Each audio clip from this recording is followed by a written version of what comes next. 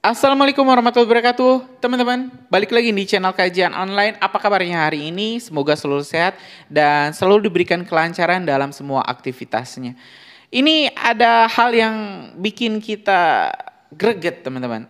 Karena di persidangan dibuktikan bahwa uang suap yang diberikan itu untuk menyuap para pejabat sehingga ini yang bersangkutan Harun Masiku bisa menjabat sebagai DPR rupanya teman-teman berasal dari kantong pribadi Hasto Kristianto. Ini mengejutkan karena sebelumnya Hasto Kristianto membantah melakukan suap atau korupsi, membantu Harun Masiku atau bla bla bla ya. Jadi intinya Hasto Kristianto dan kuasa hukumnya tidak merasa melakukan suap, tapi ini buktinya ada. Jadi ada kan kalau misalnya penarikan uang itu selalu ada di bank ya teman-teman. Ada transaksinya. Di sini Hasto ketahuan menarik sejumlah uang dan uang tersebutlah yang digunakan untuk melakukan suap sehingga ya Harun Masiku bisa menjabat sebagai anggota DPR. Informasi ini teman-teman kita dapat dari Kompas di video yang berjudul Blak-blakan penyidik KPK sebut uang suap Harun Masiku itu berasal dari Hasto. Ini alasannya. Dalam press release singkatnya di sini penyidik KPK Bapak Rosa Purwobekti mengungkapkan ex kader PDIP Saiful Bahri menyebut sumber uang kasus suap Harun Masiku berasal seluruhnya dari Sekretaris Jenderal PDIP Hasto Kristianto. Hal ini disampaikan Russo ketika dihadirkan ketika dihadirkan sebagai saksi dalam kasus lanjutan kasus suap dan perintangan penyidikan yang menjerat Hasto di Pengadilan Tipikor Jakarta pada Jumat 9 Mei 2025. Jadi teman-teman, kayaknya ya Pak Hasto kita lihat juga di persidangan ini sudah harap-harap cemas. Karena saat itu KPK melampirkan bukti transfer, teman-teman, bukti penarikan uang. Dan kalau misalnya ini Hasto nggak bisa menyebutkan uang ini dikasihkan kemana, apalagi ini sebagai seorang pejabat ya teman-teman, pejabat partai tentunya harus kredibel dong. Kalau misalnya ngambil uang ya uang itu digunakan untuk apa? Kan ini sudah jelas ngambil uang, transaksinya ada. Ya jelas teman-teman sudah nggak bisa mengelak lagi. Biar lebih lengkap kita simak dulu teman-teman. Ya sebelum kita berkomentar lebih lanjut, kita simak dulu saja video selengkapnya. Oh itu. Apa itu nomornya saksi? Berbeda. Ya enggak, itu nomor yang... Iya betul, maksud kami ini adalah nomornya Hasto pada tahun 2020 pada saat proses OTT. Oke, pertanyaannya, kok tahu itu nomornya Pak Hasto dari mana? Apa dasar pengetahuan saksi bahwa itu nomornya Pak Hasto? Baik, izin menjawab yang mulia, bahwa kami mengetahui nomor ini adalah nomornya Pak Hasto. Yang pertama adalah keterangan Saiful pada saat itu. Saudara pernah berkomunikasi dengan siapa? Pendalaman yang dilakukan pendalaman teman-teman tim waktu itu. Salah satunya adalah kepada Pak Hasto dan menyebutkan ini salah satu nomornya. Kemudian penyidik pada saat itu juga melakukan pengecekan dapel terhadap nomor tersebut dan nomor tersebut melalui get contact pun keluar nama atas nama Pak Hasto. Itu ya dasar saksi menyatakan bahwa ini HP-nya Pak Hasto. Kemudian mohon izin yang mulia, nomor ini juga kami cek juga di nomornya Doni. Siapa? Doni. HP-nya Doni? Iya. Terus? Ya sama. Jadi berkesesuaian antara keterangan saksi satu dengan saksi yang lain. Tio juga ada percakapan antara Pak Hasto dengan Bu Tio. Itu ya, itu dasar saksi yakini bahwa ini nomornya Pak Hasto. Betul. Saksi mau mengamankan atau menangkap ketika itu. Betul. Yang kedua juga ada percakapan konfirmasi langsung antara Saiful dengan Harun Masiku yang pada saat itu juga belum bisa kita amankan. Saiful dengan Harun Masiku. Betul. Terkait Terkait dengan asal uang. jadi barang bukti. jadi barang bukti. Itu HP-nya, HP ini juga? Iya, HP-nya Saipul. Saipul ada lebih dari 1 handphonenya. Itulah yang kemudian meyakinkan kami untuk bergerak mengamankan Pak Hasto, karena penyerahan uang yang tanggal 16 Desember 2019 itu dari percakapan chat antara Saipul dengan Harun Masiku yang saat ini DPO, ada konfirmasi berarti, ditagih Harun Masiku, kemana kok nggak ada kabar? Ini sudah ada uang, duit, dana dari Pak Sekjen. Itu di HP yang satu lagi ya? Di chatnya antara Pak Saipul, Ya. Saipul dengan Iya, satu lagi ada barang bukti, dari barang bukti. Bisa nggak tampilkan tuh? ya, tampilkan Pak.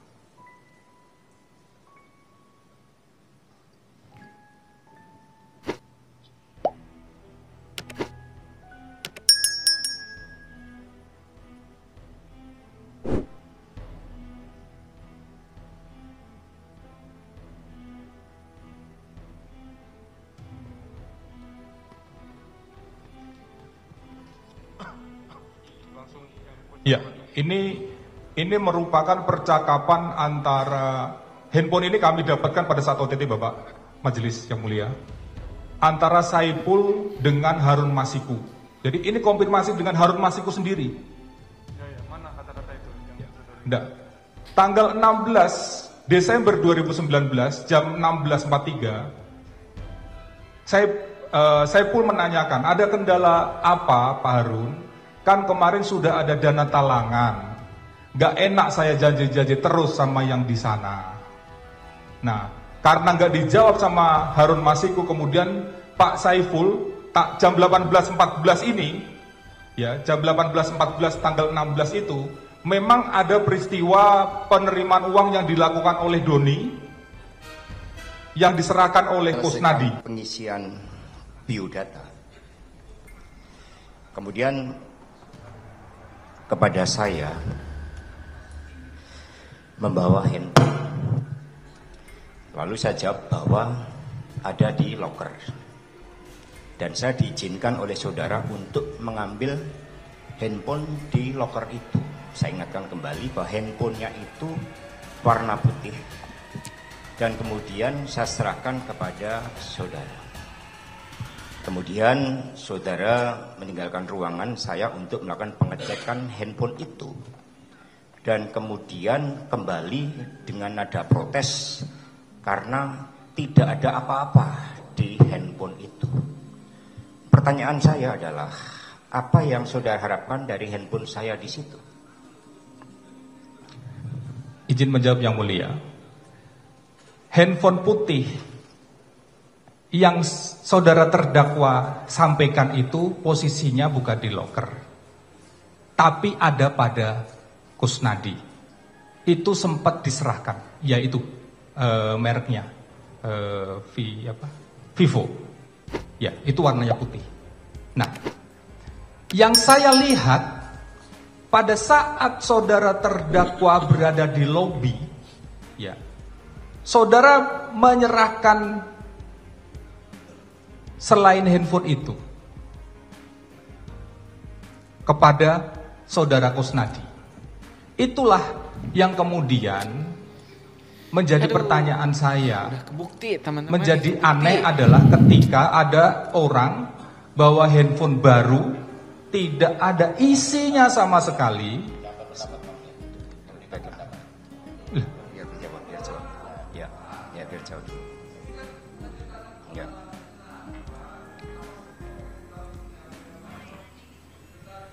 Bukan, dia berpendapat politik. Ini menceritakan fakta. Ya. Menjadi aneh ketika handphone baru dibawa kemana-mana, tidak ada isinya.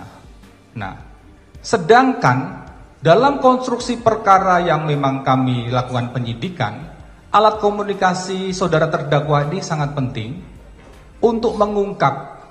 Karena yang kita dapatkan adalah dari satu sisi saja komunikasi. Dari pihak saksi Saipul, pihak saksi Fitio, pihak saksi Doni.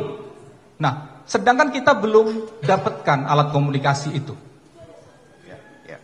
Baik, terima kasih. Karena berkaitan yang mulia. Apakah saudara ingat bahwa setelah melihat ada handphone itu tidak ada apa-apanya, dan kemudian saat itu sebelum saudara mengecek, saudara mengatakan akan menyita handphone tersebut. Kemudian kita sempat berdebat di ruangan reksa. Karena saya mengatakan kepada saudara, saya dipanggil sebagai saksi. Sehingga ketika ada upaya penyitaan, saya mengatakan kepada saudara, ini sudah pro justisia. Lalu saya mengatakan kita berdebat, saya menolak penyitaan handphone tersebut. Kita berdebat. Betul. Apakah saudara ingat itu? Saya ingat sekali. Oke. Nah, kemudian di situ saya menunjukkan kepada saudara undangan saya sebagai saksi. Di dalam undangan sebagai saksi itu yang mulia, konsideran pertama menimbang itu adalah Undang-Undang Nomor 8 Tahun 81 tentang KUHP. Kemudian saya menanyakan kepada saudara, ketika ini sudah pro justisia, maka saya harus didampingi oleh penasihat hukum. Betul tidak? Baik, saya akan jawab.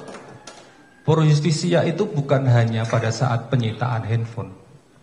Ketika dikeluarkannya surat perintah penyidikan terhadap seseorang, walaupun saudara terdakwa pada saat itu adalah sebagai saksi, ya, penyidik memiliki kewenangan untuk melakukan penyitaan tanpa didampingi oleh penasihat hukum. Yang kedua, saya kembali lagi refresh kepada Bapak. Pada saat Kusnadi menyerahkan itu ada CCTV-nya, saya sudah lihat berulang-ulang. Menyerahkan handphone warna putih kepada Bapak, kemudian saya lakukan pengecekan. Nah, saya sempat menanyakan kepada Kusnadi, yang handphone yang salahnya mana? Nah, di itulah posisinya Pak Kusnadi tidak mau menyerahkan. Kami kembali terhadap pertanyaan Bapak terkait dengan pro justisia. Jadi secara aturan penyidik, karena KPK ini lex spesialis, penyitaan bisa dilakukan walaupun tidak didampingi oleh penasehat hukum. Dalam hal ini Bapak memang statusnya pada saat pemeriksaan itu adalah sebagai saksi untuk tersangka Harun Masiku. Jadi penyidik memiliki kewenangan untuk melakukan penyitaan, dan pada saat itu juga sudah dibuatkan berita acara penyitaan maupun dokumen surat tanda terima barang bukti terkait dengan barang bukti yang kami lakukan penyitaan dari Bapak. Dan pada saat itu, apakah Bapak masih ingat Bapak menolak untuk menandatangani BAP, berita acara penyitaan maksud kami, dan berita acara pemeriksaan? Baik, terima kasih yang mulia. Karena di situ ada perdebatan yang sangat penting terkait dengan makna Undang-Undang Nomor 8 Tahun 81, dan kemudian saudara mengatakan dengan keras bahwa kami punya SOP sendiri. Sehingga yang ingin kami sampaikan di sini bahwa saudara saksi bertindak atas ketentuan SOP KPK dibandingkan dengan Undang-Undang Nomor 8 Tahun 81, dan perdebatan itu cukup keras. Nah, setelah perdebatan itu, maka saya tetap menolak untuk terhadap penyitaan handphone. Nah, setelah saudara kemudian memanggil saudara Kusnadi tanpa saya ketahui, kemudian saya ditinggal cukup lama. Tadi saudara mengatakan bahwa saudara membawa Kusnadi ke ruang periksa, ke ruang pemeriksaan saya. Betul. Nah, maka yang mulia, supaya fair, kami mohon agar rekaman pemeriksaan saya pada tanggal 10 Juni itu nanti juga dapat dijadikan sebagai barang bukti. Karena kenyataan yang ada, saya mengetahui saudara Kusnadi berada di lantai 2 adalah ketika saya ditinggal cukup lama. Karena ruangan saya cukup dingin, kemudian saya memanggil saudara Rosa berkali-kali, berteriak, tetapi yang bersangkutan tidak datang. Saya yang diundang sebagai saksi secara resmi ditinggal tanpa pemberitahuan, maka kemudian saya ke belakang, ke toilet tanpa izin. Disitulah saya di lantai 2 bertemu dengan saudara Kusnadi. Lalu di situ saudara Kusnadi saya tanya, kenapa Anda di situ? Dipanggil Bapak, padahal saya tidak pernah memanggil saudara Kusnadi dan situ terjadi keributan. Bahkan saudara juga emosi. Nah, pertanyaannya adalah bahwa apakah betul pertemuan saya dengan Kusnadi itu di ruang pemeriksaan atau di lantai 2 dekat musola? Saya jawab, Kusnadi kami pertemukan di ruang riksa. Bapak, pada saat itu Bapak lihat ke belakang, lihat Kusnadi, dan kemudian menjadi antipati. Ya, itu ada rekamannya. Kalau gitu mohon nanti untuk kembali lagi supaya fair, nggak ada fitnah, nanti agar rekamannya dapat dibawakan ketika terjadi pemeriksaan itu. Nah, selanjutnya adalah setelah perdebatan, dan saudara masih ingat di lantai 2 dekat toilet, saudara saat tarik, kemudian saudara marah, dan kemudian di situ saya meminta suatu syarat bahwa Kusnadi hanya boleh ada selama 10 menit. Ini faktanya sangat penting karena setelah itu saya didiamkan di dalam pemeriksaan hampir selama 3 jam. Pertanyaannya adalah, mengapa saya yang diundang secara resmi untuk menjadi saksi, kemudian didiamkan selama hampir 3 jam, dan ternyata saudara malah memeriksa saudara Kusnadi yang tidak ada panggilan surat pemeriksaan secara resmi? Baik, saya jawab itu kronologis menurut versi terdakwa. Saya akan menyampaikan terkait dengan apa yang saya lakukan selaku penyidik pada saat itu. Jadi ketika saya menanyakan, kita basa-basi Pak itu Pak, menanyakan kepada Bapak ada handphone? Bapak jawab awalnya nggak ada, oh ada sama staf. Stafnya siapa? Kemudian Bapak tidak menjawab siapa. Padahal ketika saya menanyakan itu, saya sudah punya bahan. Sebelum Bapak naik ke ruang pemeriksaan itu, kami sudah mengcapture beberapa barang Bapak titipkan kepada Kusnadi.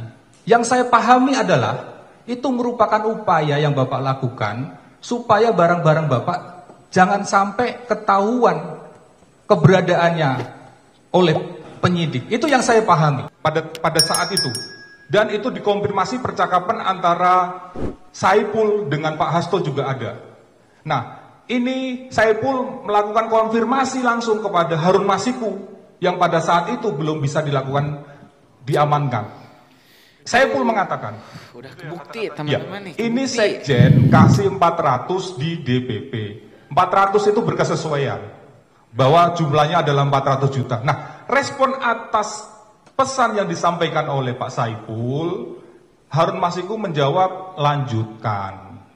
Nah, kemudian dijawab lagi oleh Pak Saipul, sisanya kata Sekjen ada di Pak Harun, termin kedua.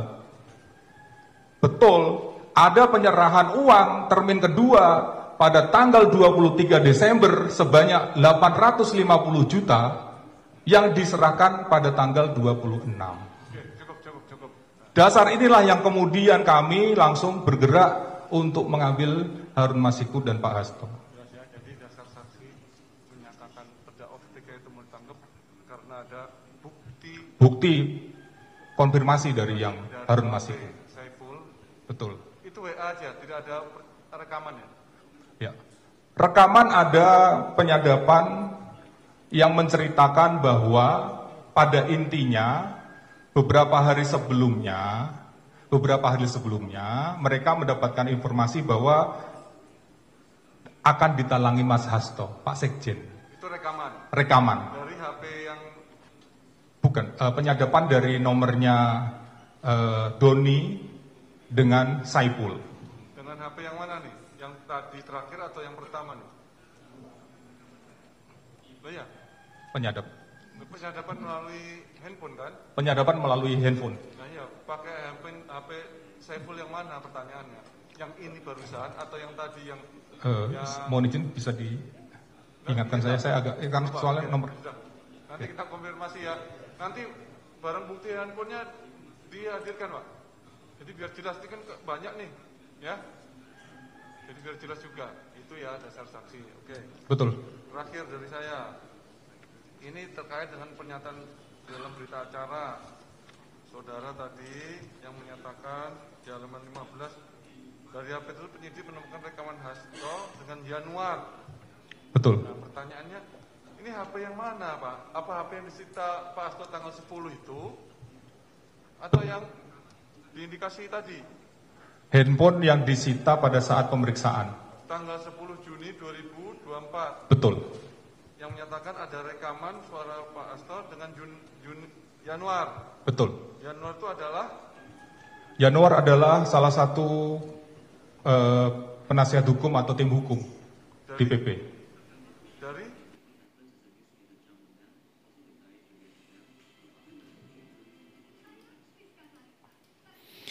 Ya teman-teman, barusan kita telah menyimak secara lengkap penuturan dari Bapak Rosa Purbobekti yang menerangkan soal asal-usul uang suap yang rupanya teman-teman ini berasal dari Hasto Kristianto.